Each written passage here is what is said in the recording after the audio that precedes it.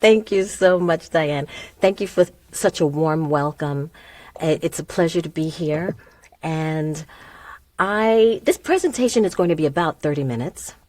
And invite you, I invite you all to think about a child, a very young child, or even an older child from your past that that you care about. It could be your own child, a student, a grandchild, or even a neighbor. This is not a clinical presentation. This is not a judgmental presentation. This is simply an invitation to see differently. When we see differently, we see things that we've never seen before.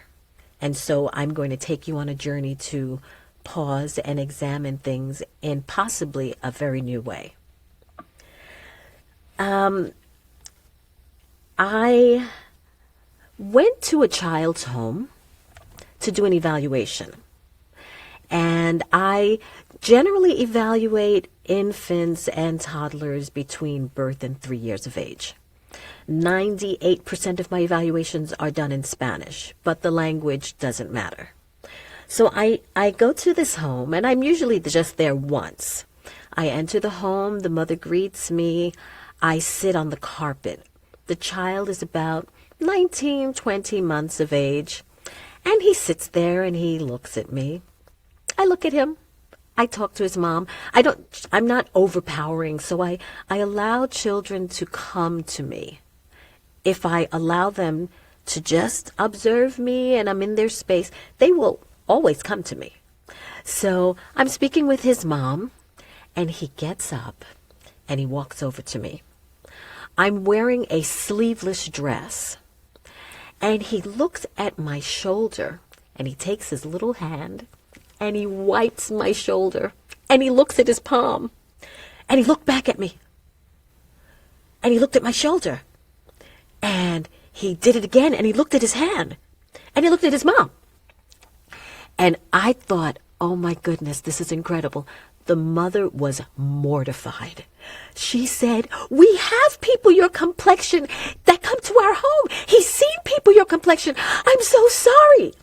And all I was thinking was, this child has the makings of a scientist.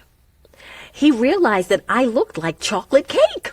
He was wondering why the color is not coming off. That's why he looked at his hand. He's used to either having paint or pudding or chocolate cake or chocolate ice cream on his hand. And he thought, oh my goodness, there's something different here. And that was so fascinating to me. And that is a perfect example of where we're going. The mom was terrified. She probably thought it was insulting to me. But I never find children to be abrasive or judgmental or caustic.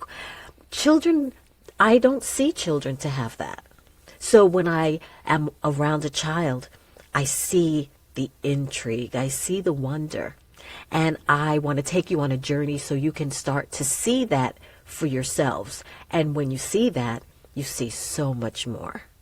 You see a complete human being that is already thinking and considering and making judgments and having an incredible journey in the playground of life. So I am going to share my screen. Bear with me. Diane, I know you're taking a deep breath saying, oh goodness, please let this work. Okay. Uh-oh. Yes, it worked. Okay. So Colleen, we still see a little bit of, you're not totally full screen yet. Okay, so let me see if I click on this. Yes. Oh, goodness. Okay. This is my first time, so please be gentle. Okay, so the first language of human connection, how early childhood moments shape communication, confidence, and understanding is so fascinating to me. And I always thought it was so simple, but I realized that everyone has different perspectives on how they see it. So before children speak with words, They are already speaking. That little child I just described, he wasn't speaking. But look at all the things he was understanding. And through presence, movement, gaze, sound, silence, and their needs are shown through their actions, through the tenseness in their body, through the things they reach for, the sounds that they make. This presentation is an invitation to understand that language and to meet the children in our care, in our homes, in our hearts with deeper awareness and compassion. So this was what I was going to share with you about the little boy. Here he is thinking, oh, she looks like chocolate. Let's see if we can get that off of her. Well, it didn't happen. Nope. So most of what shapes a child is not what we see first. There's a moment many of us know something feels off, but we can't name what it is yet. A child who does not respond when called, a toddler who melts down without warning, a baby who seems distant or unusually still. These moments aren't failures. They are signals. And the story behind them is often forming beneath the surface in ways that take time and patience and gentle understanding, gentle attention to understand. So similar to, I love analogies. So similar to an iceberg, as we can see, we're seeing the iceberg above the water, but look beneath the water. Look at that foundation. We would never see it if we didn't go deep. And that is similar to my perspective on children, actually on everybody. But children are the foundation, right? So the iceberg is showing us that there is something beneath the surface that is foundational to what we see above. Neural pathways are being built in children. Trust is being established. A child's sense of safety and belonging and worth is being shaped quietly, continuously, and often without any visible sign that anything is happening at all. But so much is going on. Understanding this changes everything. It shifts our role from correcting behavior to nurturing the roots beneath it. For example, many of us have cars, and if the car analogy doesn't work for you, consider a refrigerator or a stove. It works perfectly well. No noises, it functions as it's supposed to, and then one day it starts to hum, or it starts to pull a little to the left, or it hesitates, or it makes an odd sound. Nothing dramatic, just really subtle. Something has shifted. And children often communicate the same way. Before a challenge becomes visible, there are small signs. A change in eye contact, a shift in how they respond to their name, a new resistance to something that was once simple. These signals are not problems, they're information. And they often arrive quickly, long before the moment that finally gets our attention. What caregivers are not taught. When a child does not respond the way we expect, I've experienced a variety of emotions from parents. Some parents are filled with fear. Is something wrong with my child? With me? Did I do something wrong? Did I not eat the proper foods? Is it my husband's fault? Is it in my family? The fear of not knowing is real, and it is intense. I have been in the presence of families that will weep in front of me, and in their time of releasing this pain as much as they can share with me, I understand that these are not things they're sharing with their family members or even their physicians. And this is their moment to share their fear, their confusion. And they sometimes keep things from family members and friends because of shame. Some of their friends or family may say, "What's wrong with your kid? What's wrong?" Or some may say, "Oh, there's nothing wrong," when you know deep within you there's something off. So these feelings are not signs of failure. They're signs of caring deeply. And they point to something important. Many of us were never taught how to read the quiet language of early childhood. What we may think and what may actually be happening. Some parents say to me, "Oh, my kid is lazy." Lazy? Some say they're ignoring me on purpose. They just don't want to. They're being difficult. They know better than this. These interpretations are natural, but they may not reflect what is actually happening for the child. I cannot say I've ever come across a lazy child or a child that intentionally will not want to communicate. Maybe if they're upset and then they just withdraw. But normally that's not what I see. So parents will speak to me and share that with me. And I gently nudge them towards considering that something else may be happening. And what may be happening is the child may be overwhelmed and unable to process the request. They may not have heard or understood what was being asked of them. They may be communicating a need through a behavior. They may be grunting or tantruming because they don't have a word to say what it is they want or need. Or they may be showing us something we have not yet learned to see. Behavior is often a child's first language. Our work is to learn how to listen. There was a little girl who I was requested to evaluate. She was about 2 years of age, and her mother had just had an infant, a newborn.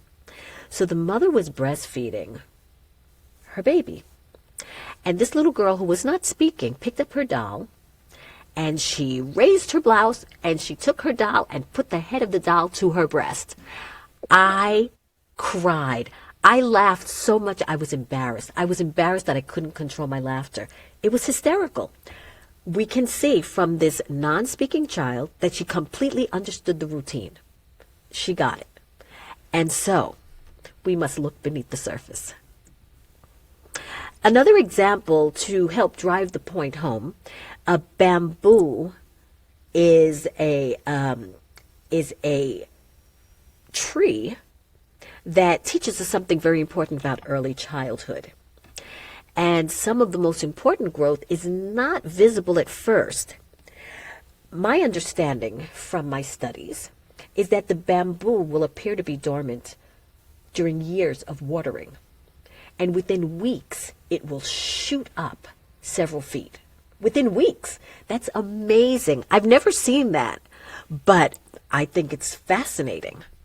And that can happen with some children. There are children who will not speak, and at 4 or 5, all of a sudden, full sentences.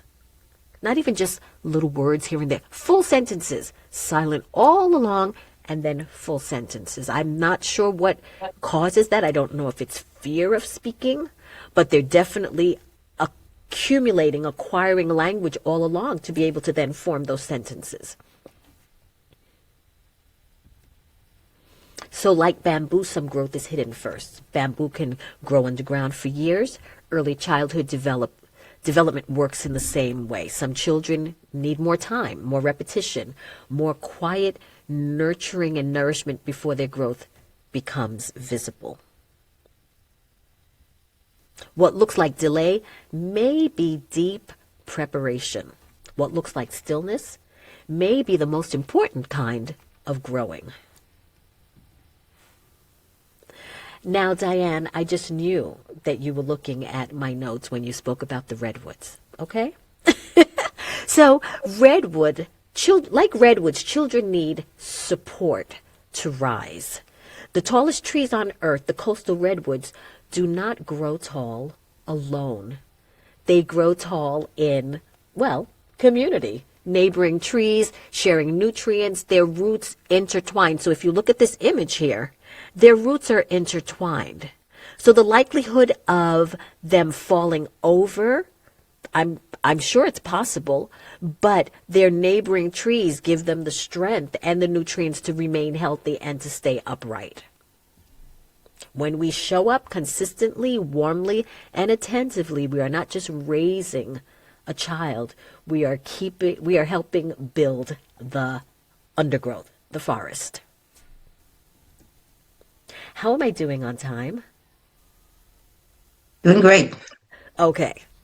The puck is going to go up, so keep going. Oh, okay. I just don't want to be too anxious or anxious at all. Okay. The moments that shape how a child meets the world. So here we have a few images. In the first one, a child who is guided, a caregiver who kneels and is at the child's same level, who speaks softly and offers steady direction, teaches a child that the world can guide them and they are not alone in it. A child who is held, who is embraced, soothed, and responded to, learns that connection is safe and comforting and that their needs matter. A child who is answered, a toddler who questions and whose questions and sounds and gestures are met with attention, who's responded to, they learn that their voice has value and that the world listens. These moments, small, ordinary, repeated, accumulate into something quite profound. They shape how a child understands themselves, relates to others, and moves through life. It does not stop in childhood. It grows throughout their lives. That foundational underpinning, I cannot express how crucial it is. I have seen the difference between children who are screamed at, and I could visibly see them shrink. That will not change unless something intervenes. If they repeatedly get that same kind of response from the people who are nurturing them, when they reach high school and someone is abrupt with them, they will shrink in the same way. When they become a grown man or woman and someone repeats that, their memory is going to shoot back to when that used to happen and they will continue to shrink. So the beginning is crucial. Before they speak with words, they are already speaking. Before children, they're speaking through presence, movement, gaze, sound, even silence. Like the little boy who touched my shoulder, silence and expression. Our first work is to notice. This is not therapy. This is education. This is family guidance. This is early years enrichment. This is learning to pause, to look, listen, and observe, and to trust that what we see matters. Do not let your doctor tell you there is nothing wrong when you repeatedly see there is something wrong. Many parents have said to me, I've waited 2 years, and now, all of that time, we could have been in another place. Well, they're absolutely correct. You have to trust your instinct. God gave that to us for a reason. We're not out here without radars. We understand when things are off. If you smell something burning, there is something burning. Okay, the world is fast and children are not built to be rushed through it. It will take something from all of us to pay attention, to be patient, to be willing to slow down, and that something is really worth it. Always. So I invite you to pause, to listen, to look, and to observe. Are we still good on time? Okay. So I have a bonus son. And we went to the Museum of Natural History. And he said, I don't want to see any dinosaurs. So I said, okay, I know there are many floors. We don't have to see a dinosaur. And if you've been to the Museum of Natural History in New York, the lobby is always packed with tourists and visitors. And we walked into the lobby. Why did I not remember there's a dinosaur in the lobby? I did not remember that. He screamed at the top of his lungs, I told you, I didn't want to see any dinosaurs. And I looked at him, and everybody in the lobby looked at me. I felt so judged.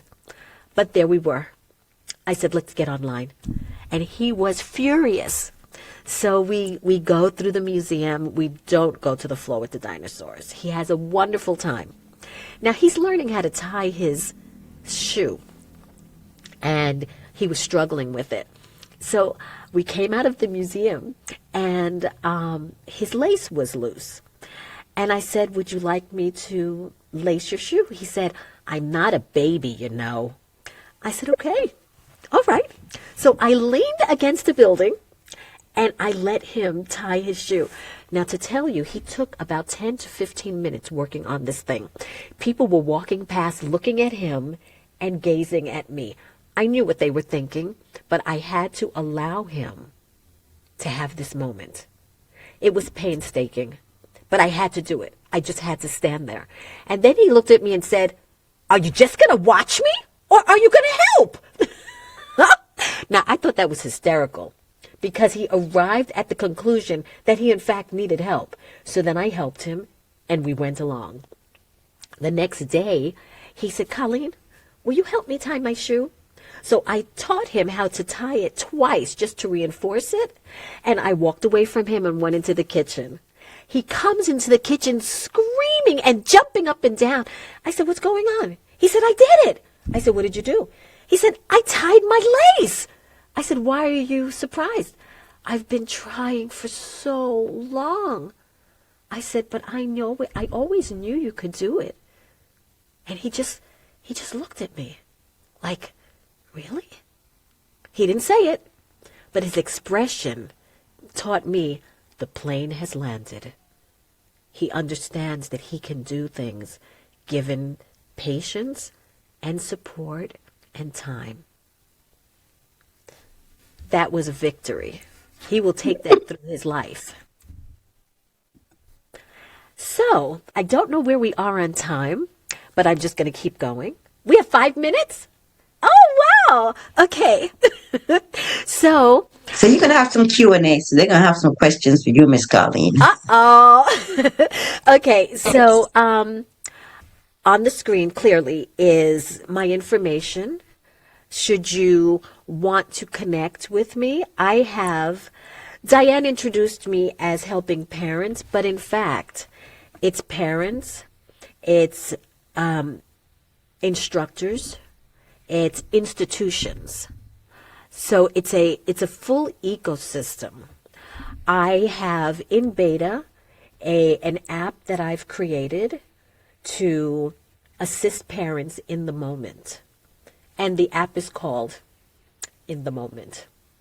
And what the purpose is, when a parent is experiencing something with their child, they're able to access the app, understand what's happening, why it's happening, and what to do in the moment. So I am so honored for my book to have been received so well on 4 different categories. I had no expectation of anything like that, but I'm so pleased, and so many people are asking for it to be translated into various languages. And so the book is now developing a life of its own, and it's being translated into about 13 different languages. And so, yes, Maria says, wow, that's what I was thinking as well. But, as Diane said, my belief and my belief is that, as God teaches through Scripture, He created me in his likeness, so my responsibility is to create. And as I move forward to embrace and love his children, the doors will open to give me opportunity. And thank you, Olga, to give me opportunities to do this as expertly and efficiently as I can. So I invite you, if you would like to connect with me, please feel free to either scan the QR code or take the URL that is there and reach out to me. And I will be sharing a gift for those participants who are interested. The gift, I did not create a URL for it. It is tantib.com. I'm sorry, I didn't create this, so you may have to write this down. Before hyphen. It'll be shared in the chat, and we're going to send it Perfect. out. Oh, thank you so much. So I don't have to say this, or do I? You don't have to say it. It's in the chat. Okay, great. Excellent. So I've stayed within my time, and I will, do I go into the chat to see if there are questions, or is someone going to tell me what the questions are? We'll tell you. You can stop share, and Stop the we'll share. tell you there's questions in the chat. But one of the questions is, Jenny was asking, does this work for grandparents? Absolutely. This works for mothers and fathers, nuclear families. It works for single mothers, single fathers, who are so crucial to the development and the balance of a child. No matter what anybody says, I have never come across someone who said it was fine that my father wasn't involved. And so I have a whole program for single fathers because they matter immensely.